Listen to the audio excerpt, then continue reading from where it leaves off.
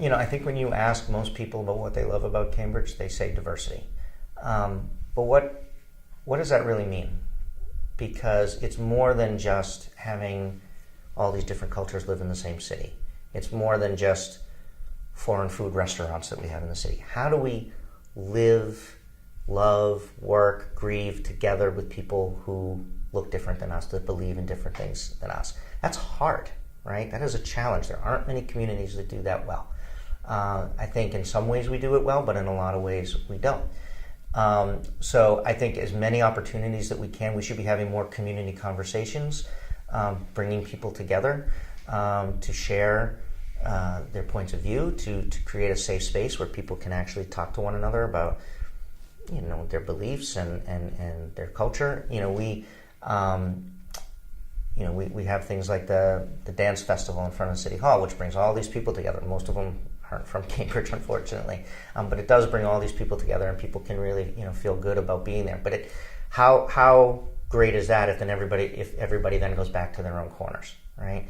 So I think our schools are very diverse. I know my twins who are entering second grade. I look at their classrooms and they're incredibly diverse. What happens when people leave the public school system? So I think more outreach, more bringing people together, more community conversations, more activities that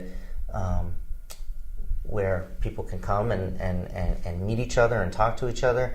And I think also sort of where people live, right? And we have certain neighborhoods, even though most of the neighborhoods are gentrifying, we still have certain neighborhoods in Cambridge that are have a much higher percentage of low-income residents, for example, or a higher percentage of minority residents. And so how do we integrate everybody? And it's tough, but it's something that we should focus on, because I think our diversity is our greatest strength.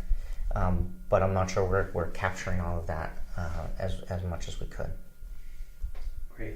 And I'm actually going to throw in a question, because this I've given to kind of some candidates who have touched on this issue, and so it sounds as though they've thought about it. This is kind of bringing national issue to what it means in Cambridge, and you actually touched on this in your opening statement in regards to Cambridge as a sanctuary city.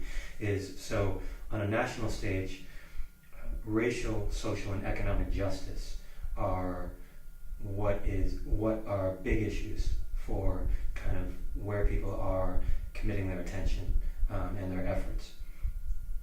What role can Cambridge play in those areas? Yeah, I think Cambridge has a significant role to play in resisting and pushing back against what's happening in the national scene right now.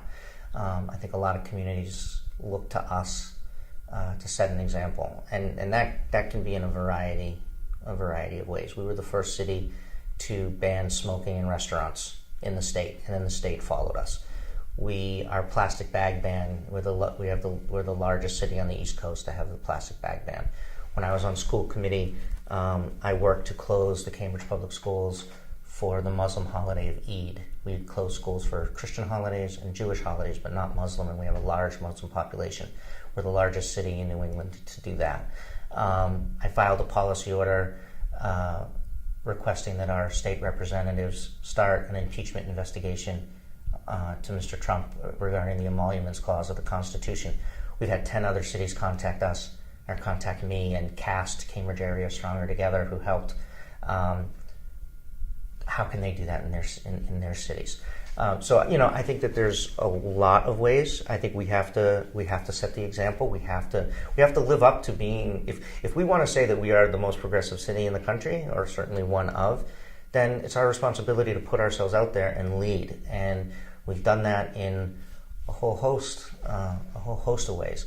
But it's also, it's not just through policies and those kinds of things, but it's also through conversation. It's also through standing up and saying, we're not going to sit by and be quiet in the face of injustice and discrimination. And whether that's rallies we have in front of City Hall or statements that the mayor or I make in the public, we can't be quiet.